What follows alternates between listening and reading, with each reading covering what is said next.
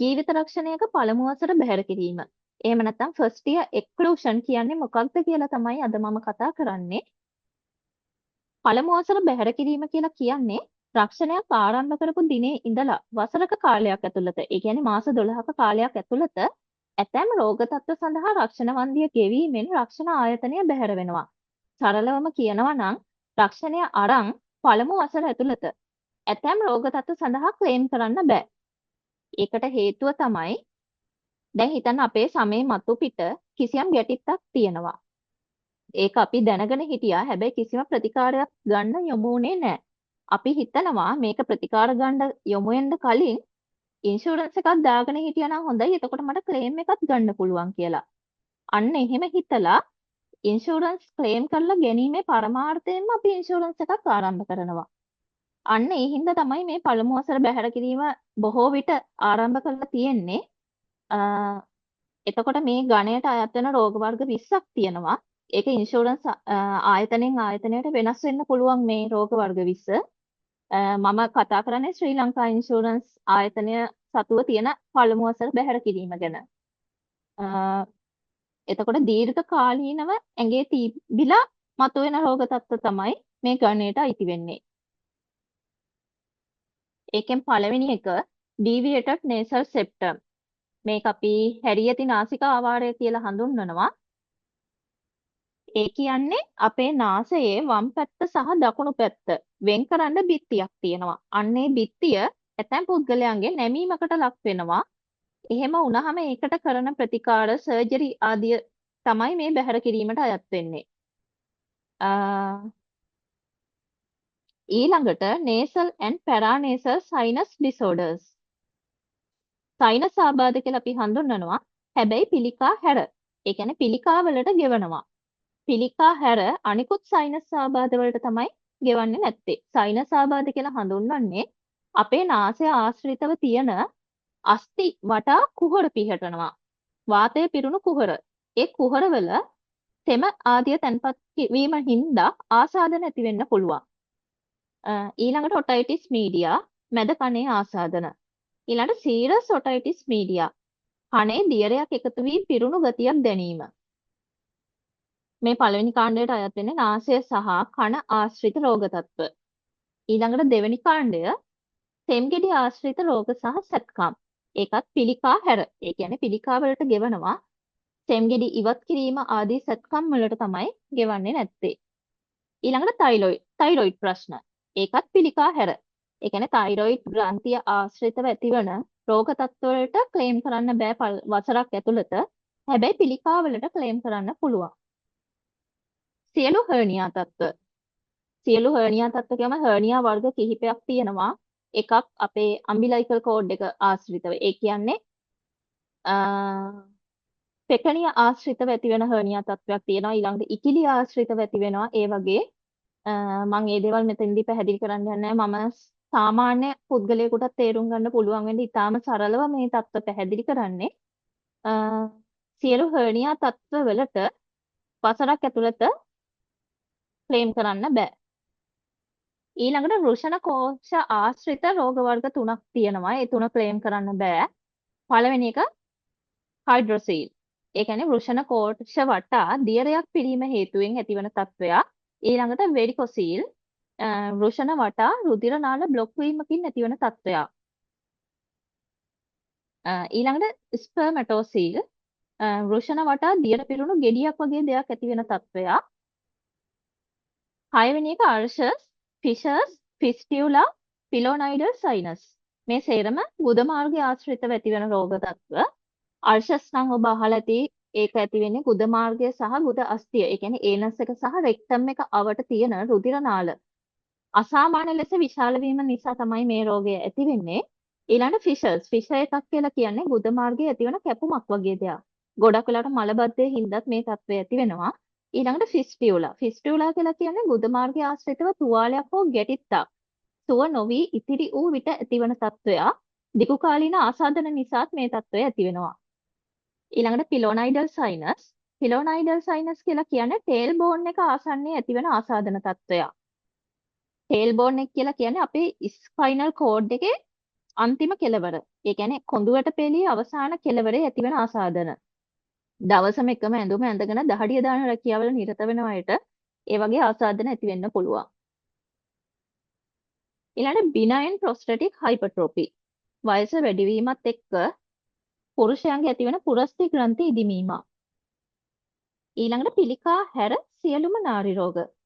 අපි නාරි රෝග හඳුන්වනවා ගයිනකොලොජිකල් කන්ඩිෂන්ස් කියලා. පිළිකා හැර ගර්භාෂයේ ගෙඩි, ඩිම්බකෝෂ ගැටිති, ගර්භාෂය ඉවත් කිරීමේ සැත්කම්, ගර්භාෂය පහත් වීම සඳහා කරනු ලබන ප්‍රතිකාර ආදියට ක්ලේම් කරන්න බෑ. හැබැයි කැන්සර් එකක් නම් ක්ලේම් කරන්න පුළුවන්. ඊළඟට 9 වෙනි එක prolapse intervertebral disc. අපේ කොඳුයට පෙළියේ අස්ථි දෙකක් අතර ඩිස්ක් පිහිටනවා. ඒ ඩිස්ක් පිටතට පැනීම හෝ තෙරපීම. ඒ කියන්නේ අපේ කොඳුයට පෙළියට ඇතිවන ඝර්ෂණය අවම කරන්න. කොඳුයට පෙළියේ අස්ථි දෙකක් අතර පිහිටනවා කාටිලේජ් වලින් හැදුණු පොඩි තැටි වගේ ව්‍යුහ කීපයක්. එතකොට අධික බරක් එසවනකොට වගේ දේවල් වලදී එහෙම නැත්නම් අධික බරක් ඔසවද්දී එහෙම නැත්නම් වැරදි ඉරියව්වකදී ඒ ඩිස්ක් තෙරපෙන්න පුළුවන්. එහෙම නැත්නම් එකමත් එක පිටතට පනින්න පුළුවන්. ඒ විදිහේ දේවල් නිසා සිදු කරනු ලබන ප්‍රතිකාර වලටත් ගෙවන්නේ නැහැ.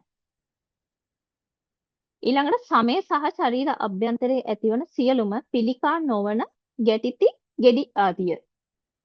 මෙන්න මේ தත්ත්වය තමයි මම අර ඉස්සෙල්ලත් කිව්වේ. මේ වගේ දේවල් Taman දැනගෙන ඉඳලා ඉන්ෂුරන්ස් එක දැම්මට පස්සෙම ක්ලේම් කරන්න හිතාගෙනම ප්‍රතිකාර වලට යොමු නොවී ඉන්න පුළුවන් සමහර පුද්ගලයෝ. ඒ හින්දා තමයි මේ විදිහේ පළමු වසර බැහැර කිරීමක් තියෙන්නේ. ඊළඟට calculus disease of any etiology. ඒ කියන්නේ ගල් සම්බන්ධ සියලු රෝගාබාධ, මුත්‍රා ගල්, පිත්තාශය ගල්, වකුගඩු ගල් ඒ වගේ කාරණාවලදී වසර කාලයක් ඇතුළත ක්ලේම් කරන්න බෑ. ඊළඟට retinopathy, retinal detachment. ඇස්වල දෘෂ්ටි විතානය ආශ්‍රිත ආබාධ. ඊළඟට peripheral vascular diseases due to diabetic foot. අපේ දියවැඩියාව නිසා අපේ අත් සහ කකුල් වල රුධිර නාල නිසි ලෙස රුධිරය රැගෙන යන්නේ නැති තත්වයකටපත් වෙන්න පුළුවන්. එතකොට මේ ප්‍රදේශවලට නිසි ලෙස රුධිරය නොලැබීමේ තත්වයක් ඇති වෙලා තුවාල ඇති වෙන්න පුළුවන් අපේ අත් සහ කකුල් වල. ඩයබටික් ෆුට් කියලා හඳුන්වන තේ තත්වය. එතකොට එවැනි සුව නොවන තුවාල ඩයබටික් හින්දා ඇතිවන සුව නොවන තුවාල ආදියට ඉන්ෂුරන්ස් එක දාලා වසරක් ඇතුළත ක්ලේම් කරන්න බෑ. ඊළඟට දියවැඩියාව හේතුවෙන් ඇතිවන වකුගඩු අකර්මණ්‍ය වීම සහ සියලුම ක්‍රොනික් රීනල් ෆේලියර් කියලා හඳුන්වන වකුගඩු ආබාධ. ක්‍රොනික් රීනල් ෆේලියර් කියලා හඳුන්වන්නේ කාලයක් තිස්සේ පවතින වකුගඩු ආබාධ. හැබැයි acute renal failure මීට අයත් නැත. acute renal failure එකක් කියලා කියන්නේ suddenly ඇතිවන renal failure එකක්. accident එකක් හින්දා වෙන්න පුළුවන්. එහෙම නැත්නම් වෛරස් ආසාදනයක් දීර්ඝකාලීනව පැවතීම හින්දා වෙන්න පුළුවන්. හදිසියෙම ඇතිවන වකුගඩු අකර්මණ්‍ය වීම මේකට අයිති නෑ. ඒ කියන්නේ හදිසියෙ ඇතිවන acute renal failure වලට ක්ලේම් කරන්න පුළුවන්. අර කාලයක් තිස්සේ දියවැඩියාව හේතුවෙන් වගේ තිබ්බ renal failure වලට තමයි වකුගඩු ආබාධ වලට තමයි ක්ලේම් කරන්න බැරි. ඊළඟට ඔස්ටියෝපොරෝසිස් වැනි කාලයක් තිස්සේ පවතින සන්ධි රෝග. ඊළඟට ඇසේ සුද. 17 වෙනි එක අස්ථි සන්ධි නැවත ස්ථාපිත කිරීමේ ශල්‍ය කර්ම. හදිසි අනතුරු හැර. ඒ කියන්නේ දැන් හදිසි අනතුරක් හින්දා අස්ථි බිඳීමක් වුණොත් ඒක ස්ථාපිත කරන්න ක්ලේම් කරන්න පුළුවන්. ඒ හැර හදිසි අනතුරු වලින් හැර අස්ථි සන්ධි නැවත ස්ථාපිත කිරීමේ ශල්‍ය කර්ම වලට ක්ලේම් කරන්න බෑ. පිළිකා නොවන පියවරු ගැටති ඉවත් කිරීමට ක්ලේම් කරන්නත් බෑ වසරක් ඇතුළත. ඊළඟ කාපල් ටනල් සින්ඩ්‍රෝම්. ඒක කාන්තාවන්ට ගොඩක් පවතින තත්ත්වයක්. අපේ අතේ මැණික් කටුව ආශ්‍රිතව මෙන්න මෙතන. මැණික් කටුව ආශ්‍රිතව තියෙනවා මීඩියන් නර්ව් එක. ඒ මීඩියන් නර්ව් එකේ ඇතිවන ඒක median nerve එක තෙරපීම නිසා ඇතිවන තත්ත්වයක්. numbness, tingling, weakness in the hand. ඒ කියන්නේ අතේ හිරි වැටෙන තත්ත්වයක් සමහර අයට ඇති වෙනවා. අධික අතේ කැක්කුමක් ඇති වෙන්න පුළුවන්. අත පණ නැති වෙන්න පුළුවන්. අතෙන් මොකක් හරි බරක් උස්සනකොට ඒ දේ අතින් ගිලිහිලා යන්න පුළුවන්. ඒ වගේ තත්ත්වයක් තියෙනවා කාපල් ටනල් සින්ඩ්‍රෝම් කියලා හඳුන්වන. ඒ තත්ත්වයටත් ගෙවන්නේ නැහැ වසරක් ඇතුළත. ඊළඟට වෙරිකෝස් වේන්ස් කියලා ඒක නම් හැමෝම දන්නවා ඇති කකුල් වල නහර ගැට ගැසීමේ තත්ත්වය සහ සියලුම රුධිර නාල ආශ්‍රිත ගැටලු වලට ඉන්ෂුරන්ස් එක දාලා වසරක් ඇතුළත ක්ලේම් කරන්න බෑ. වසරකින් පස්සේ මේ දේවල් හැම එකකටම ක්ලේම් කරන්න පුළුවන්.